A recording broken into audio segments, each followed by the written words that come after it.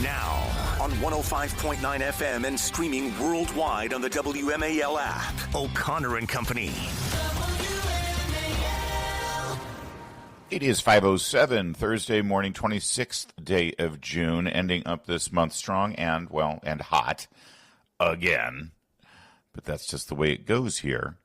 It's O'Connor and Company, starting off this very busy day in your nation's capital. Did I miss something, or did the General Secretary of NATO refer to the President of the United States as Daddy yesterday? Did he? Is this where we are now? Yeah, I saw that yesterday, and I thought, I know exactly where we're going to start tomorrow. Trump is NATO's daddy, and I think that's appropriate. Think about it. Trump began 10 years ago saying, hey, maybe the European countries should pay their fair share like they've agreed to for the last 50 years, even though they haven't actually done it. And everyone's screaming that he hates NATO, he's going to undermine NATO and start World War III. Now, right. 10 years later, they agree not to the 2.5%, but actually doubling it to 5% of their GDP. And the General Secretary of NATO is calling Trump daddy. That's that's quite a decade. That is quite a decade from going down that golden escalator. We'll get into that and a lot of other things this morning, including at 6:35, speaking with Lucas Rand, who's running for the Republican nomination in that special election, Virginia 11. 7:05, Dan Schneider of MRC, because we've got some developments in the debate over funding NPR. Why is this even a debate? At 7:35, Bethany Mandel is going to do a victory lap. She, of course, one of those mothers who was part of the lawsuit against the Montgomery County Board of Education, and they won yesterday, a settlement. So we're going to get that. 8:05, KT McFarland on the NATO business, and then at 8:35, Miranda Devine. By the way, Miranda Devine's story at the New York Post, always getting great scoops there, the old-fashioned way, not CNN, Natasha Bertrand just receiving an illegal anonymous leak and then running with it. And then having, oh my God, the backpedaling on that CNN leak is a glorious thing to see. We'll get into that a little later.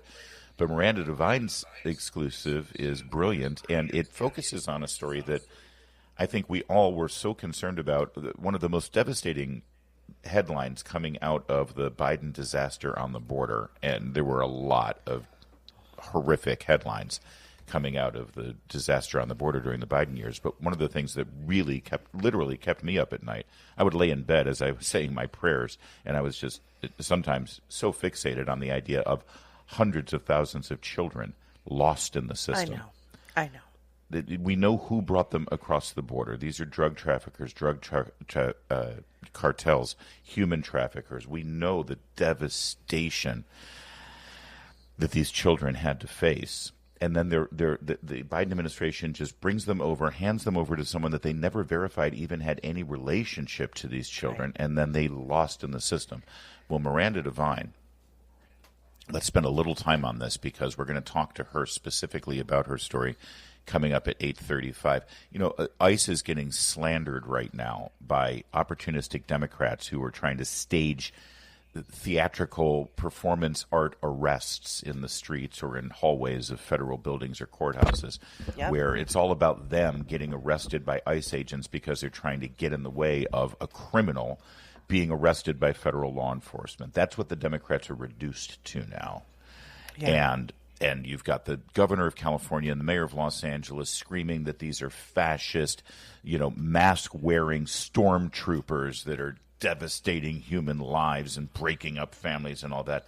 And meanwhile, as Miranda Devine reports in the New York Post, while all of that noise is going on, and the slander and the horrific degradation of these federal law enforcement officers who are facing real harm and real dangers going in and getting bad guys off the streets, while all that's going on and Democrats are slandering them, very quietly, these ICE agents have also been working to try to rescue these children who were lost. And I don't even know where they began. We'll talk to Miranda. She'll give us the details. But apparently they have, in fact, rescued thousands already of these children who were, yes, being trafficked by pedophiles. Yeah.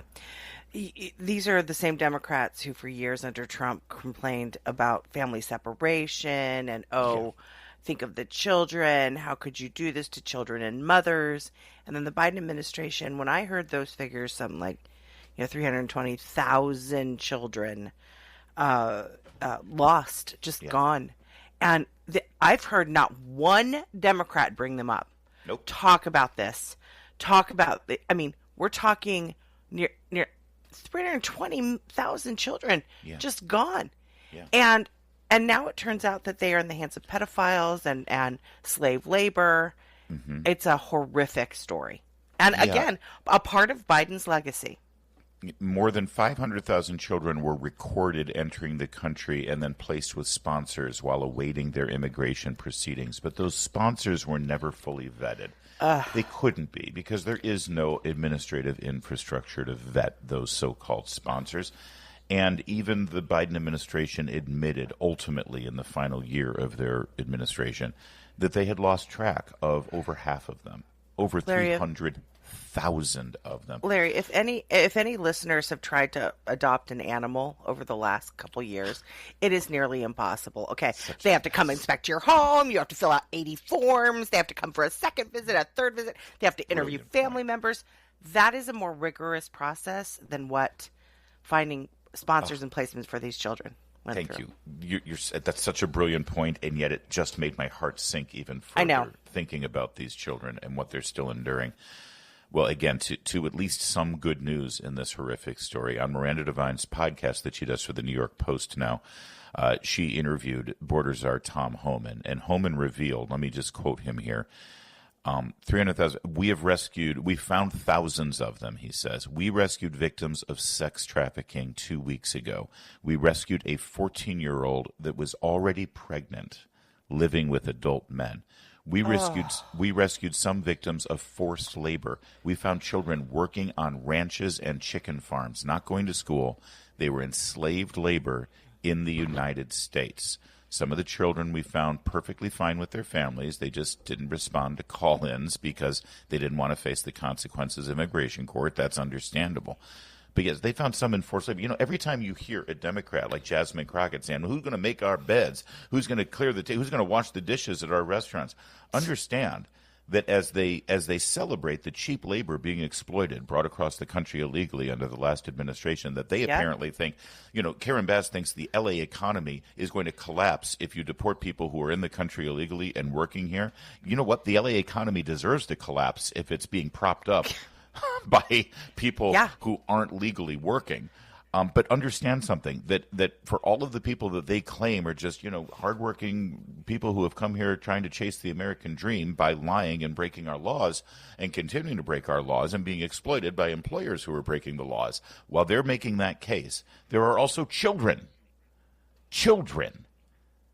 like 10-year-olds and 12-year-olds who are working on chicken ranches that are being exploited, who are not going to school, who are not enjoying the American dream. They are slaves. This is medieval. I mean, it really is horrible. And again, the Democrat Party is perfectly fine with taxing the middle class and the wealthy.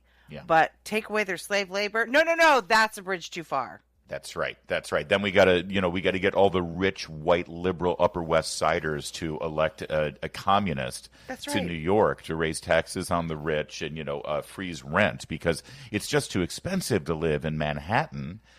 But they will not lift a finger for children being used as slaves right here in America thanks to their policies. And it's Trump and his policies who are actually saving these children. That's right. So I'm very excited to actually hear that they are getting to the root of that problem. They're fixing the problem. They're saving the kids. Hopefully there's going to be robust prosecutions. And Miranda Devine will give us the details of that scoop coming up at 8:35. WMAL, making sense of the news, live from the Home Paramount Pest Control Studios. Home Paramount, the leader in pest control since 1939. I'm going to just give you a little bit more detail here because a lot of times we don't have enough time. We actually have the time to delve into the details here. But certainly, did anyone see this story on cable news yesterday, broadcast news? They were more interested in. He said Jake Tapper spent 10 minutes on his program trying to make a pathetic excuse for the leak that they all ran with from the same reporter who was wrong about Russian collusion. Yeah. Yeah. Just report the facts. I love that one. No, the best part was the leak, the intelligence leak that was just ridiculed and debunked across the board yesterday, and contradicted by our CIA director, by Mossad over in Israel, and, oh, by the way, contradicted by the Iranians themselves. You can't even rely on the Iranians. CNN is promulgating better Iranian propaganda than Iran is. Jake Tapper spent 10 minutes defending this. I mean, Hamas, that's why they love CNN, right? That's there right. You go. So Jake Tapper spends 10 minutes on his show or defending their leak, which, by the way, and then his first guest comes on and basically says, actually, it looks like Trump was right, which is the best. And all Jake Tapper could say was, that was it.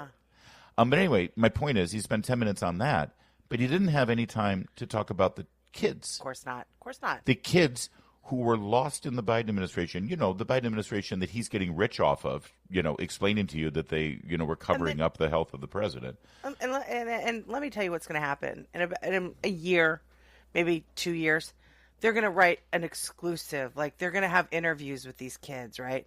Right. And it's going to be this really touching at New York Times, I don't know, Washington Post, whatever. The truth can now be told. The truth can now be told.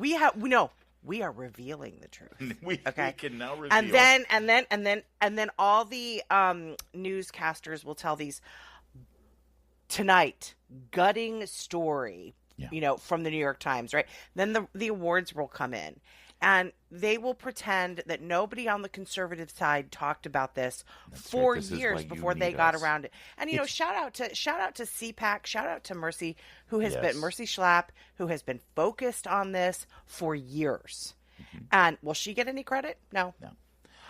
Yeah, well said, and you're right, and yes, there will be no mention of who was responsible for this, and there will be. But let me given all of that, because we can never not take an opportunity to slam the corporate legacy media and the horrible job they do in Washington, D.C., let me remind you the details behind all of this and explain to you that we knew about this August of last year in the throes of the presidential campaign. A report from the Department of Homeland Security Inspector General, and again, this is under Alejandro Mayorkas, this is under Biden and Kamala Harris.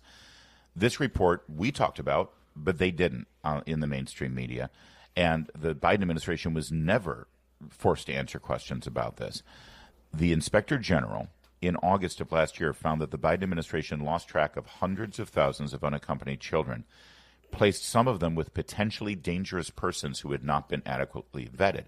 Good. More than 31,000 addresses provided by sponsors turned out to be blank or undeliverable. And the sponsor addresses at one location were incorrect 80% of the time. This is the best part, or actually the worst part. ICE officers at one field office told the Inspector General that thousands of migrant children had been released to sponsors who are not immediate family, are not a parent or a sibling or a grandparent. Now, when these ICE agents weren't bad people, they were ordered to do this. The ICE agents know better, and they said, hold on, this isn't a parent, this isn't a grandparent, this isn't a family member. We don't know who these people are. We shouldn't release the kids. They were ordered to do this. Why? Because the Biden administration did not want children separated and held in detention facilities, which is actually what they're supposed to do. You're actually keeping the children safe and protected who have been exploited and sent across the border for nefarious reasons. You don't release them to some stranger who's going to abuse them and traffic them and use them as prostitutes. You hold them in a detention center. But it would have been overwhelming. There would be images leaked out, Julie, of children filling these detention centers, overflowing under horrible conditions under Joe Biden. And for political reasons, they chose to just abandon these children by the thousands to God knows what. It's a scandal of ultimate proportions that happened right under our noses during the Biden administration that we drew attention to at the time. But as you said, it will be years before the Washington Post ever mentions it, and then they'll win an award. That's exactly what will happen. That's exactly what will happen. And meanwhile, the suffering of these children. And frankly, the parents and the families who lost track of them, who haven't been able to find their children, it's an absolutely sickening story. Miranda Devine gives us the full scoop coming up at 8:35 at the New York Post. You'll hear it here. Doubt you'll hear it elsewhere. 5:23. Coming up, we have an Iran update and the latest news on this leak. No surprise, it wasn't true. We'll talk about it and give you the latest. It's 5:30. WMAL FM, Woodbridge, Washington, a Cumulus media station. Making sense of the news. News Talk 105.9. News now. Now on 105.9 FM and streaming worldwide on the WMAL app. O'Connor and Company. It's 5:37, O'Connor and Company. Thanks for tuning in. A busy Thursday morning, but we've got you covered. Don't worry. You'll learn everything you need to know to get your day started the right way. Coming up at 6:35, Lucas Rand running for the Republican nomination in that special election this weekend in Virginia 11. Then 7:05, Dan Schneider, MRC, latest on defunding NPR. 7:35, a friend of the show, Bethany Mandel, will talk about coming on the winning side of that lawsuit against Montgomery County. 8:05, Katie McFarland, plenty to talk to her about. And then 8:35, Miranda Devine on that story we were just discussing, the rescue of thousands of migrant children in the country illegally and exploited under the Biden administration. It's Larry O'Connor with Julie Gunlock. Good morning, Julie. Good morning. Yesterday, more details emerged about the devastating effects of the military strike against the Iranian nuclear facilities. You'll remember that all D.C. was ablaze because there was a leaked, unconfirmed, top secret, illegally leaked by an anonymous person or persons within the intelligence community, giving an assessment that possibly, perhaps, one of the results of the bombing strike was there was only moderate damage. Now, that was one line in an extensive assessment that was, again, unconfirmed and should never have been made public. It was an illegal leak. But, of course, the media went nuts because, well, hey, maybe this makes Trump look bad. Yesterday, Trump had plenty to say about that leak, along with Secretary of Defense Hegseth and Secretary of State Rubio. But the most important statement came from the CIA director, John Ratcliffe, who put out a definitive statement, not just on the leak, but the actual further assessment that we know of about this bombing raid, including utilizing human intelligence from our friends in the Israeli intelligence agencies. Understand, we don't have boots on the ground in Iran. Israel does. Right. Every initial assessment, Julia, that we were able to make of this bombing run would come from overhead satellite images. There's just so much you can assess. And when you see that a bunker buster hit its target, made a crater, and went down 300 feet or however far it went down before it exploded, you know, there's just so much you know. It could be complete annihilation. It could be, well, it certainly caused damage, but we don't know how much. You know why? Because you're not down there to see the damage. That's right. And you're not on the ground talking to people in Iran. All right, so the CIA director puts out his press release yesterday afternoon. It said CIA can confirm that a body of credible intelligence indicates Iran's nuclear program has been severely damaged by the recent targeted strikes. It includes new intelligence from a historically reliable and accurate source and method that several key Iranian nuclear facilities were destroyed and would have to be rebuilt over the course of years.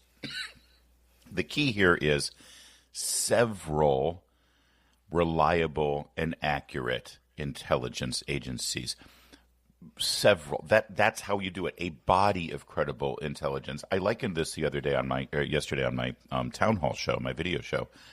You know when you go to get an X-ray and a radiologist does the X-ray?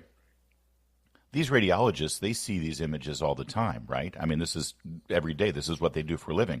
They could look at an image and probably assess, it looks like you have a tumor, or no, it doesn't look like you have a tumor, or gee, that tumor looks cancerous. But he doesn't know exactly. And, you know, you don't go to get your X-ray or you go to get your MRI, and they never will tell you, hey, here's what you've got. They just take that report, they send it to the general practitioner or your specialist, and the specialist looks at your blood work, looks at all the specialist looks at all the entire body of information about you, not just the one thing that the radiologist saw, and then he gives you the assessment. That's how intelligence works, kind of. That's a good analogy of it. And so for the media to run with this one little sliver of this one analyst from one agency that had been unconfirmed was so irresponsible and destructive. And now we're getting more information. By the way, one of the groups that is saying that this is, was really devastating was Iran themselves, Julie. Right, and that kills me. Yet, DNI, Tulsi Gabbard, weighed in on this. She said, in a tweet yesterday, she said the propaganda media has deployed their usual tactics, selectively released portions of illegally leaked classified intelligence assessment, intentionally leaving out the fact that the assessment was written with low confidence to try to undermine President Trump's decisive leadership. And that's all that matters. They just want to undermine the president. And what we saw yesterday is exactly how it works. One mainstream corporate media outlet breaks it, and then all the other corporate media organizations or companies back it up. Right, so you had New York Times breaks it, then Washington Post, then ABC, then everyone. And they all claim we can now confirm with our sources, even though it's all the same. They're all talking to each other. Yes, right. Yes. That's exactly how it works. Every single time it's the same. You can recall it a circle jerk if you'd like, because that's exactly what it looks and sounds like. And Lord knows, again, they're not reporting the truth. CNN's backtracking on this yesterday was my favorite part. We'll get to that coming up in just a moment, because they're using very specific language on it.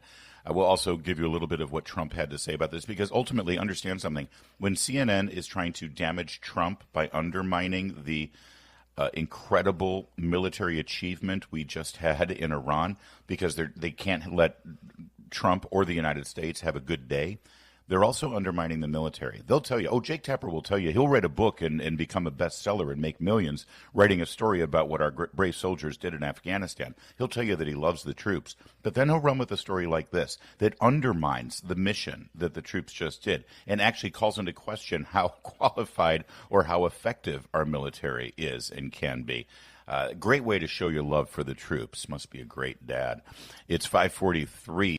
This was an unbelievable hit by genius pilots and genius people in the military, and they're not being given credit for it because we have scum that's in this group, and not all of you are. You had some great reporters, but you have scum.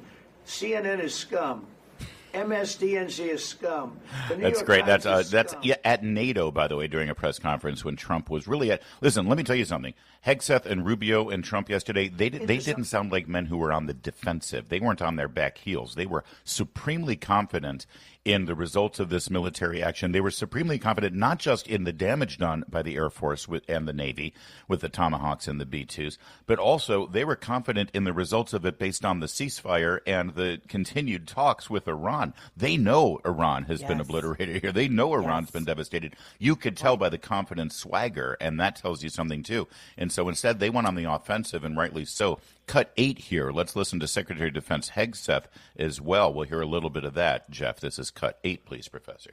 These pilots, these refuelers, these fighters, these air defenders, the skill and the courage it took to go into enemy territory flying 36 hours on behalf of the American people and the world to take out a nuclear program is beyond what anyone in this audience can fathom. And then the instinct of CNN, the instinct of the New York Times is to try to find a way to spin it for their own political reasons to try to hurt President Trump or our country. They don't care what the troops think. They don't care what the world thinks. They want to spin it to try to make him look bad based on a leak. Of course, we've all seen plenty of leakers. And what do leakers do? They have agendas. That's right. And as I told you yesterday, the biggest story about all of these anonymous leaks is never reported, and that is who leaked it and why they leaked it. And, of course, it's obvious why they leaked it here. Good for the Secretary of Defense, by the way, with that kind of emphasis on this story. Because, again, I want to tell you, they leaked all of these details and all of these claims that there was no damage done. And it was the same reporter that did Russian collusion. It's the same reporter that did the Hunter Biden laptop story. Right. And tried to debunk, she's been wrong every single time. It's been wrong. Years later, they determine it's wrong, and yet nobody pays a price. And then they just keep doing the same thing over and over again. Yeah, and one good thing that's different also from the first time around is when the leaks happened, it was Trump won. Not always, but a lot of times it was like, okay, there's a leak, let's deal with it, let's move on. This time, no, they're investigating it. They're going to find out. That's right. In fact, well, I was holding that for in a moment, but I will. You're right. You're right. They are going to get to it. In fact, since you've gone there, let's go to cut 2 here. Here's Caroline Leavitt, press secretary. They are going on the offensive. Take a listen. They took bits and pieces from a leaked top-secret intelligence report. And by the way, I understand the FBI is investigating who was the source of that leak because it's an illegal leak to CNN. And this is the same fake news CNN reporter who wrote the story alleging that the Hunter Biden laptop was Russian disinformation, which we know is one of the greatest political hoaxes this country and the American public have ever seen. And that CNN story does not change the facts. There was a total and complete obliteration. There you go. So that's the key there, is that the FBI is now investigating this. It would be great if they get to the bottom of it. They need to stop this. People need to stop breaking the law to serve their own political purposes. The only reason to leak this partial, unverified assessment, early assessment of this bombing run, is to put out a storyline that is damaging to a very high-flying, successful Trump administration who just had a great news cycle. Britt Hume, who has seen a few leaks in and around the Washington, D.C. environs over his years, he came in with sort of a sage overview of this whole thing. Cut 3. The best thing you can say about that preliminary report that leaked out yesterday was that it was very, very tentative and very, very early, and it was marked as low confidence.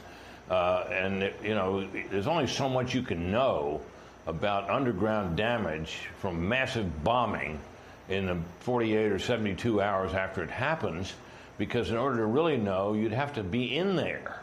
Mm-hmm. And nobody within the reach of the Defense Intelligence Agency that I've ever heard of would be in a position to assess that. But we had reporters working on this story, one in particular who works for CNN, who is a person who fell for the Steele dossier hook, line, and sinker, who wrote that the Hunter Biden laptop bought into the story that was Russian disinformation. And so she wasn't working for CNN at the time. It's not clear to me how she ever got a job there, but CNN took her anyway, and now she's doing this kind of stuff. So, I think that the subsequent intelligence reports we've heard about are more reliable, but, this all has to await a longer-term situation in which somebody's going to have to get in there and really find out. That's right. That is a sage journalist, newsman who's been around the block a time or two, assessing exactly what should have been done. All right, so why did CNN run with this story? And what is their response now that they are obviously under fire that the story was false? The details, at least, were false. Well, they're changing the terms of their story now. They're trying to move the goalposts and undermine their own exclusive. It's a beautiful thing to watch. We're going to explain it to you coming up in a moment. And, of course, play you our favorite, Jake Tapper, and see how he backpedaled coming up in a moment. It's 5:53.